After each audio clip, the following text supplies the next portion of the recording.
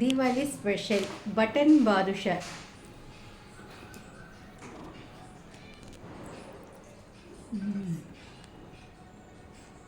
పైన క్రిస్పీగా, లోపల సాఫ్ట్గా, జ్యూసీగా సూపర్గా ఉందండి. ప్లేట్లో ముందుగా బటర్ వేసుకోవాలండి. బటర్ వేసుకుని కొద్దిగా షుగరు, అలాగే చిటికెడు సాల్టు, బేకింగ్ పౌడర్ కూడా వేసుకోవాలి. అది స్కిప్ అయింది వీడియో. బేకింగ్ పౌడర్ కూడా వేసుకుని ఒకసారి అంతా బాగా కలిపేసి ఆ తర్వాత మనం మైదా పిండి వేసుకోవాలి. మైదా పిండి వేసి ఒకసారి మళ్ళీ బటర్ అంతా బాగా కలిసేటట్టు పిండిని కలపాలి.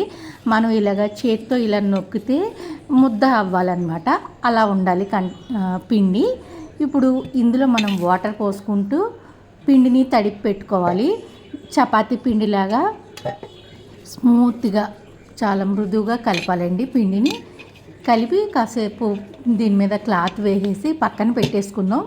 పంచదార పాకం రెడీ చేసుకుందాము. ఈలోపు మనం ఇది పిండి నానుతుంది. పంచదార పాకం అయ్యేలోపు పిండి నానుతుంది అనమాట.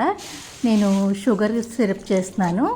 మనం పంచదార వేసి కొద్దిగా వాటర్ వేసి మరుగుతున్నప్పుడు యాలకుల పొడి వేసుకోవాలండి. ఇది మనకి చేతికి బంకగా అంటుకోవాలి. అలా ఉండాలి సిరపు. అది వచ్చిన తర్వాత ఒక్క చిన్న టేబుల్ స్పూను నిమ్మరసం వేసి స్టవ్ ఆఫ్ చేసేయాలి. రెడీ అయిపోతుంది. దీన్ని పక్కన పెట్టుకోవాలి. ఇప్పుడు పిండిని బాగా మళ్ళీ మనం స్మూత్గా ఇలాగ బాగా కలపాలండి. చేతితో ఒత్తుకోవాలి. నేను చూపించిన విధంగా ట్రై చేయండి. ఇలా చేయడం వల్ల ఎలా అంటే లేయర్ లాగా లోపలంతా పొరలాగా వస్తుందండి. ఇలా చేయాలి. నేను చూపించిన విధంగా ట్రై చేయండి. చేసి మళ్ళీ పిండిని ఒకసారి బాగా కలిపేసి చిన్న ఉండలు చేసుకోవాలి. నేను బటన్ బాదుషా చేస్తున్నాను కదా, అంటే చిన్నవి అన్నమాట. బాబుకి ఇలా చిన్నవి అంటే ఇష్టం అనమాట. అందుకని నేను చిన్నవి చేస్తున్నాను.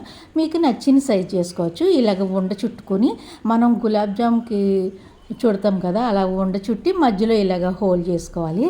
మా బాబు చేస్తున్నాడు. నేను చేస్తా అని చెప్పి వాడు కూడా చేస్తున్నాడు అనమాట.